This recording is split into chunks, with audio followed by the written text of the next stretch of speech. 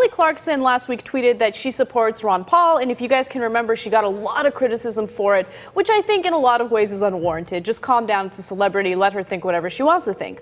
Well, it turns out that her support for Ron Paul might have worked in her favor because all of a sudden she's seeing a jump in her record sales. In fact, after she supported Ron Paul, she noticed that on the iTunes album chart, she went from the 40s to number 11.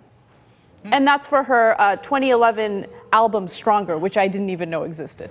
Well, that's part of the reason that the sales rose, partly because the Ron Paul people were like, oh, fantastic, let's support her. You know how devoted and dedicated they can be. And then partly because they're like, Kelly Clarkson has an album? I didn't know that.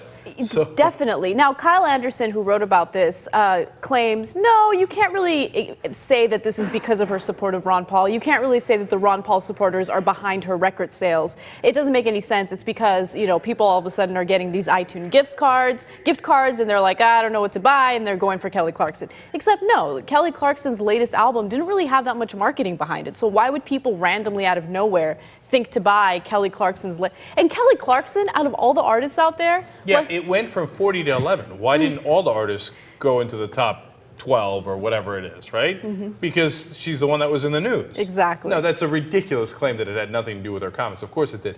By the way, any savvy marketer that sees that story is now going to think, my artist needs to make some sort of controversial comment the week of Christmas, okay? In fact, week before Christmas would be perfect, right? So that he or she's in the news constantly, and people are reminded either way, hey, that they got an album out or whatever it might be.